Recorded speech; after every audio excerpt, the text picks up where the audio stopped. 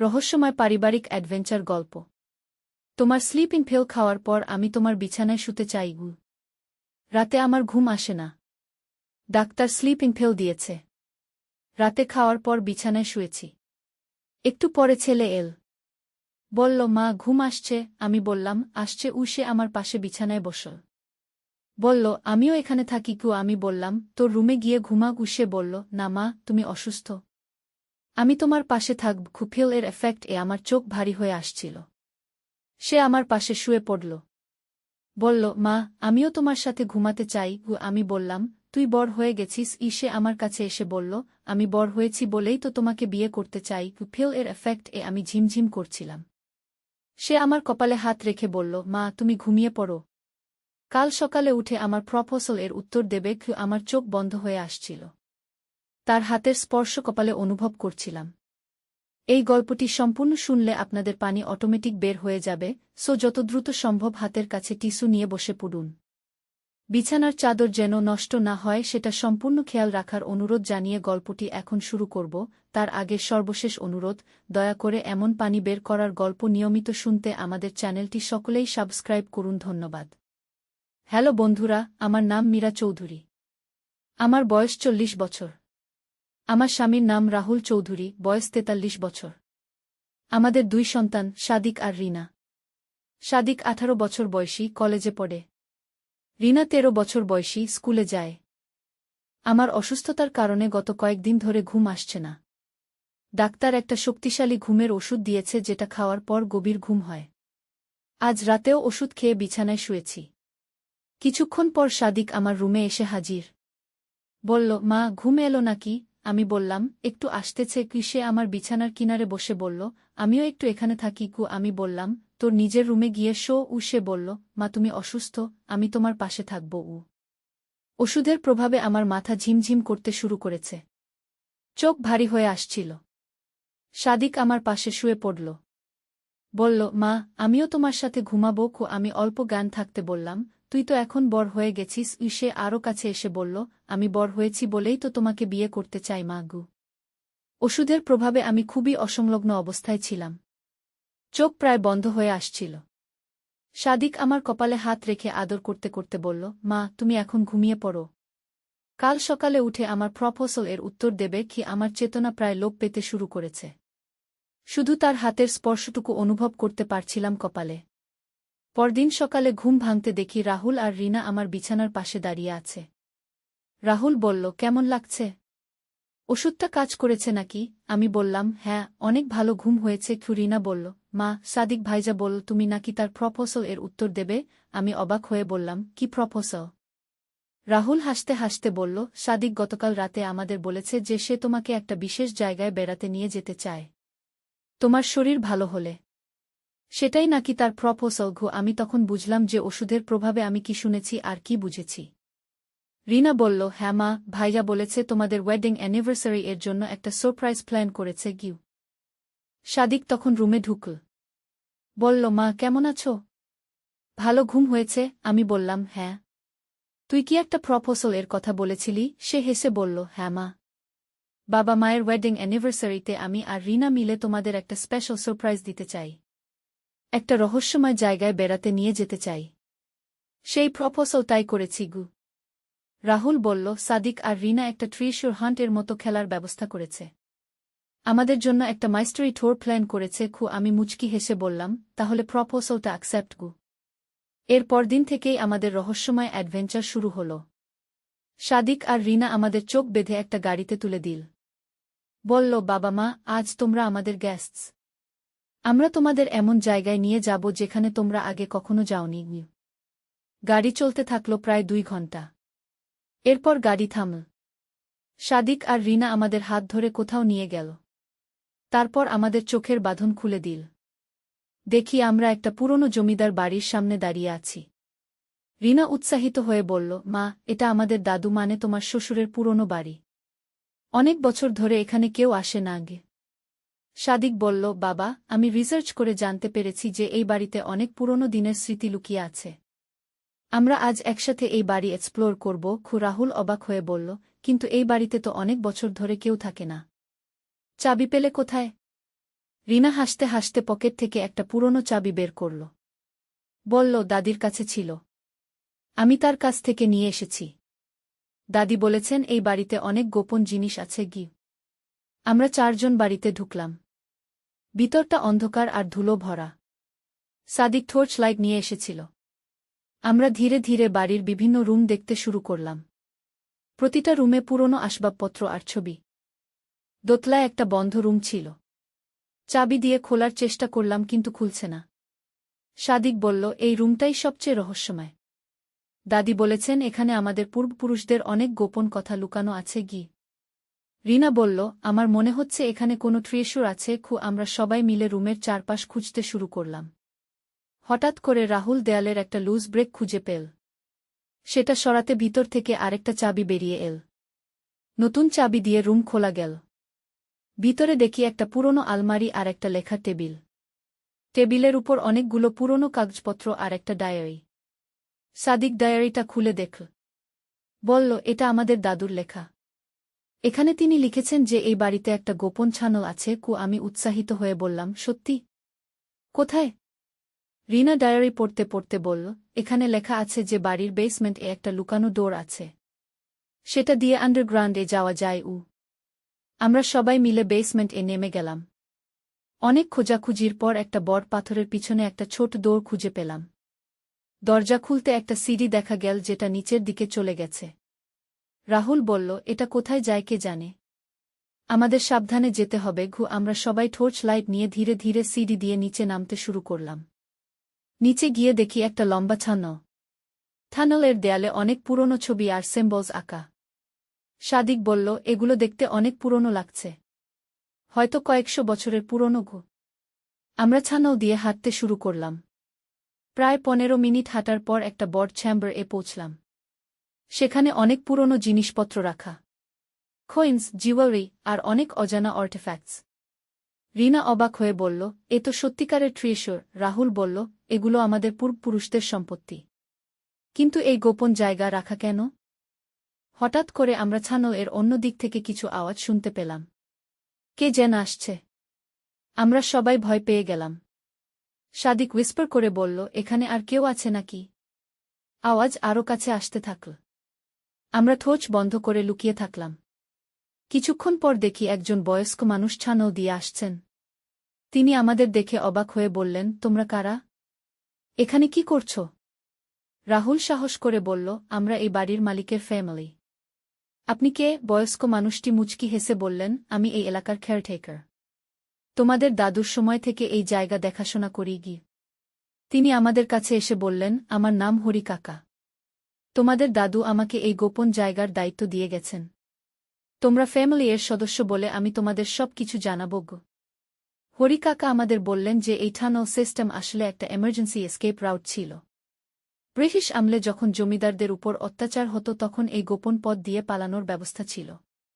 ট্রেজারগুলো তখন লুকিয়ে রাখা হয়েছিল। তিনি আরও বললেন, তোমাদের দাদু চেয়েছিলেন যে পরবর্তী প্রজন্ম এই ইতিহাস জানুক। কিন্তু শুধুমাত্র পরিবারের মানুষরা। সাদিক বলল, তাহলে এই সব ট্রেজার এর কি হবে? হরি কাকা বললেন, এগুলো তোমাদের পূর্বপুরুষদের রেখে যাওয়া।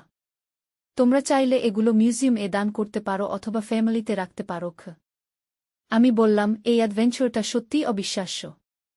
আমরা কখনো ভাবিনি যে আমাদের ফ্যামিলি এর এত রহস্যময় ইতিহাস আছে। রিনা বলল, ভাইজা, তুমি এই সারপ্রাইজটা কি করে প্ল্যান করলে? সাদিক হেসে বলল, আমি দাদির সাথে কথা বলতে গিয়ে এই সব জানতে পারি। তিনি বলেছিলেন যে বাবা মায়ের অ্যানিভার্সারিতে এই সারপ্রাইজ দেওয়া যেতে পারে কি। হরি কাকা আমাদের টানেল এর অন্যান্য পার্টসও দেখালেন। একটা সিক্রেট লাইব্রেরি ছিল যেখানে অনেক পুরনো বুকস আর ডকুমেন্টস রাখা। আরেকটা রুম এ উইপন্স আর আর্মর রাখা ছিল। তিনি বললেন, তোমাদের পূর্বপুরুষরা শুধু জমিদার ছিলেন না, তারা স্কলারও ছিলেন। এই লাইব্রেরিতে অনেক রেয়ার বুকস আছে যেগুলো এখন আর পাওয়া যায় না। আমরা প্রায় পুরো দিন এই আন্ডারগ্রাউন্ড অ্যাডভেঞ্চার এ কাটালাম।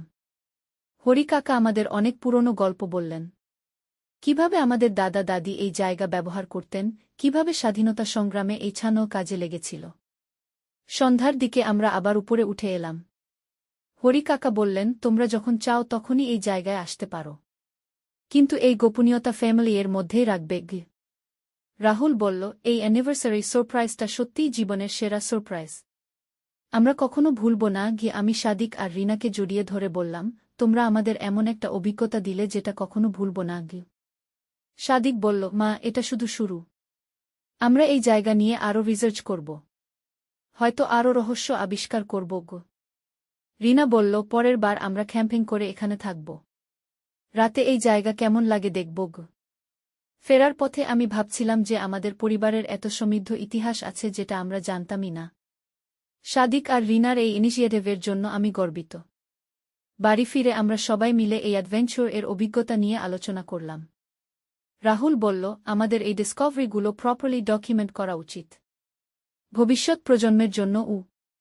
আমি বললাম, হ্যাঁ, আর আমাদের এই ফ্যামিলি অ্যাডভেঞ্চারগুলো রেগুলার করা উচিত। এটা আমাদের আরও কাছে নিয়ে এসেছে। সাদিক বলল, মা, আমার আরও কিছু প্ল্যানস আছে।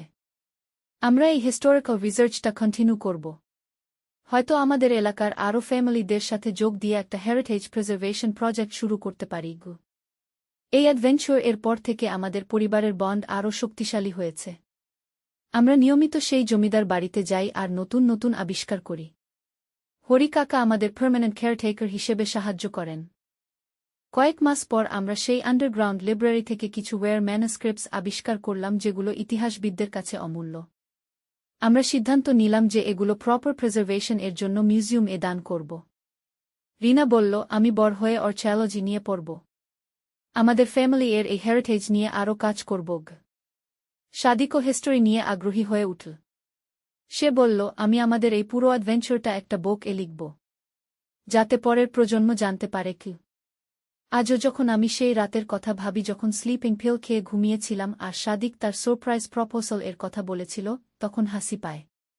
তার সেই ছোট্ট প্রপোজাল থেকেই আমাদের এত বড় একটা অ্যাডভেঞ্চার শুরু হয়েছিল।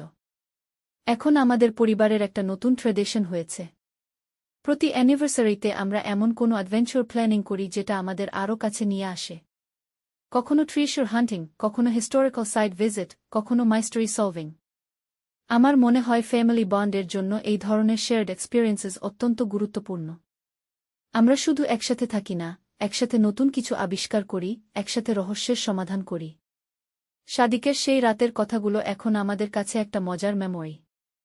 যেটা শুরু হয়েছিল একটা মিসআন্ডারস্ট্যান্ডিং দিয়ে, সেটাই আমাদের জীবনের সবচেয়ে মেমোরেবল অ্যাডভেঞ্চার এ পরিণত হয়েছে। আর হরি কাকা এখন আমাদের পরিবারের একজন অংশ হয়ে গেছেন। তিনি আমাদের আরও অনেক ফ্যামিলি হিস্টোরি বলেন, যেগুলো আমরা আগে জানতাম না। এই পুরো এক্সপেরিয়েন্স আমাদের শিখিয়েছে যে আমাদের চারপাশে কত রহস্য লুকিয়ে আছে।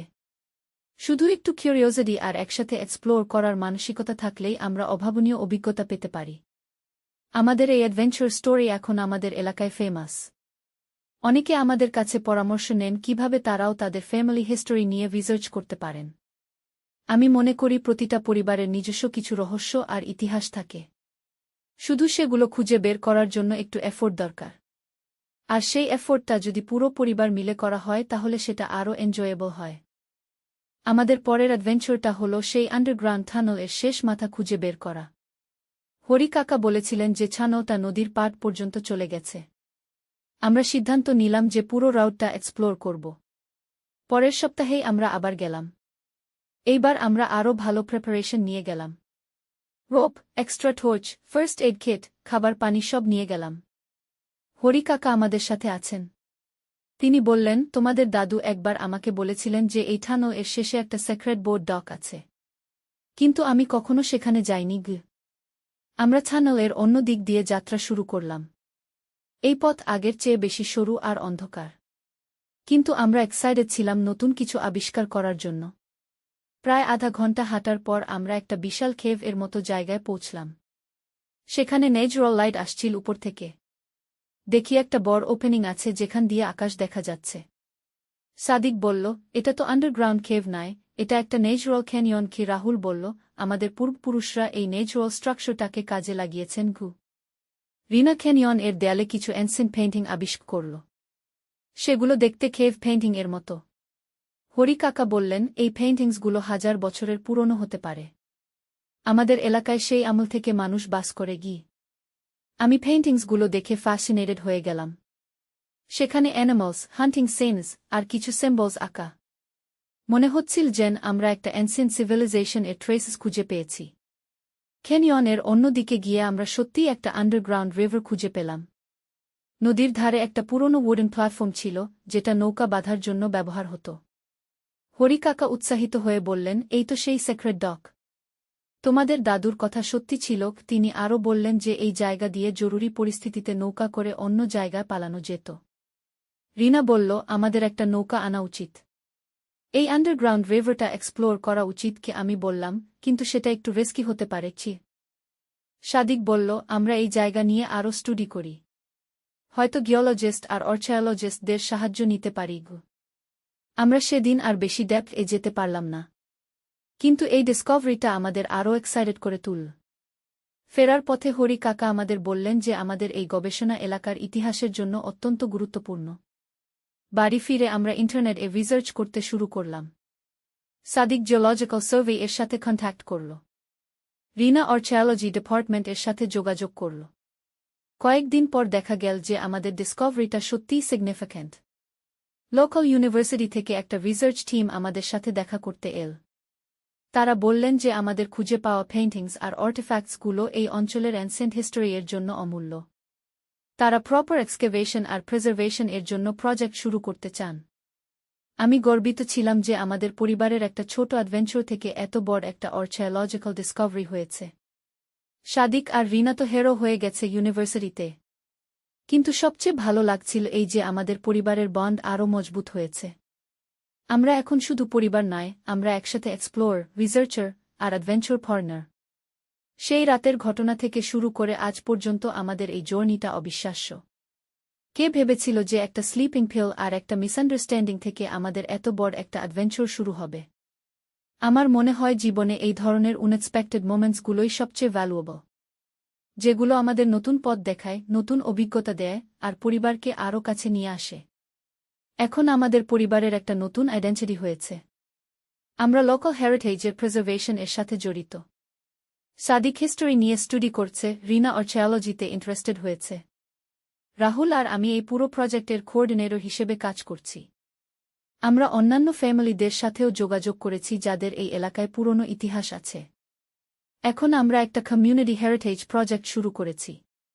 মন্থলি একবার আমরা সবাই মিলে ডিফারেন্ট হিস্টোরিক্যাল সাইটস ভিজিট করি। চিলড্রেনদের এই বিষয়ে আগ্রহী করে তুলছি। আমার মনে হয় সাদিকের সেই রাতের প্রপোজালটাই আমাদের জীবনের টার্নিং পয়েন্ট ছিল। একটা সিম্পল ফ্যামিলি সারপ্রাইজ থেকে আমাদের এত বড় একটা জার্নি শুরু হয়েছে। এই এক্সপেরিয়েন্স আমাদের শিখিয়েছে যে পরিবারের সাথে কাটানো সময় কত মূল্যবান। আর যখন সেই সময়টা কোনো মিনিংফুল অ্যাক্টিভিটিতে ব্যয় করা হয় তখন সেটা আরও স্পেশাল হয়ে ওঠে। আমাদের এই অ্যাডভেঞ্চার স্টোরি এখন লোকাল নিউজপেপার এ পাবলিশ হয়েছে। অনেক মানুষ আমাদের সাথে যোগ দিতে চাইছেন। আমরা একটা হেরিটেজ সোসাইটি গঠন করেছি। এই সব কিছুর মধ্যেও আমাদের পারিবারিক বন্ডস আরও শক্তিশালী হয়েছে। আমরা এখন শুধু ফ্যামিলি মেম্বার নয়, আমরা টিম মেম্বারও। একসাথে গোলস অ্যাচিভ করি, একসাথে চ্যালেঞ্জেস ফেস করি। সাদিক বলল, মা, আমার সেই রাতের প্রপোজালটা কি এখনও ভ্যালিড? আমি হেসে বললাম, সেটা তো লাইফ চেঞ্জিং প্রপোজাল ছিল। আমি অ্যাকসেপ্ট করেই ভালো করেছি। রিনা বলল, ভাইয়া, সেই প্রপোজালের জন্যই আমরা আজ এই জায়গায় পৌঁছেছি। আমাদের পরিবারের হিস্টোরি ডিসকভার করেছি। রাহুল বলল, এই অ্যাডভেঞ্চারটা আমাদের দেখিয়েছে যে আমরা একসাথে কত কিছু করতে পারি। আমাদের ফ্যামিলি এর পটেনশিয়াল কত বেশি। আজকাল আমি যখন রাতে ঘুমাতে যাই তখন সেই রাতের কথা মনে পড়ে। স্লিপিং পিল এর এফেক্ট, এই যে অদ্ভুত কনভারসেশন হয়েছিল, সেটা থেকেই আমাদের এই অবিশ্বাস্য জার্নি শুরু। আমার মনে হয় লাইফে এই ধরনের সেরেন্ডিপিটি মোমেন্টস অনেক আছে, কিন্তু আমরা সেগুলোকে কাজে লাগাই না। আমরা ভাগ্যবান যে আমরা সেই মোমেন্টটাকে একটা বিউটিফুল অ্যাডভেঞ্চার এ কনভার্ট করতে পেরেছি। এখন আমাদের পরিবারের একটা মিশন আছে। আমরা আমাদের এলাকার হেরিটেজ প্রিজার্ভ করব আর পরের জেনারেশন এর কাছে সেটা হ্যান্ডওভার করব। আমাদের এই স্টোরিটা অনেকের কাছে ইন্সপিরেশন। অনেক ফ্যামিলি এখন তাদের নিজেদের হেরিটেজ নিয়ে কাজ করা শুরু করেছে। আমাদের দেখে তারাও বুঝেছে যে পারিবারিক রিসার্চ কত ইন্টারেস্টিং হতে পারে। সাদিক এখন একটা ব্লগ মেইনটেইন করে যেখানে সে আমাদের এই অ্যাডভেঞ্চার্স এর ডিটেইলস লেখে। অনেক মানুষ সেই ব্লগ ফলো করে। তারাও তাদের আউন ফ্যামিলি অ্যাডভেঞ্চার্স শেয়ার করে। রিনা স্কুল এ প্রেজেন্টেশন দিয়েছে আমাদের এই ডিসকভারি নিয়ে। তার ক্লাসমেটসরা খুব ইন্টারেস্টেড হয়েছে। তারাও এখন তাদের ফ্যামিলি হিস্টোরি নিয়ে জানতে চায়। আমি মনে করি আমাদের এই এক্সপেরিয়েন্স সবচেয়ে বড় লেসন হল যে পরিবার মানে শুধু একসাথে থাকা নয়। পরিবার মানে একসাথে গ্রো করা, একসাথে এক্সপ্লোর করা, একসাথে কন্ট্রিবিউট করা। আমাদের ম্যারেজ অ্যানিভার্সারি এর সেই সারপ্রাইজ থেকে শুরু করে আজ পর্যন্ত আমাদের পরিবারের ডেফিনেশন কমপ্লিটলি চেঞ্জ হয়ে গেছে। আমরা এখন একটা পারপোজফুল ফ্যামিলি।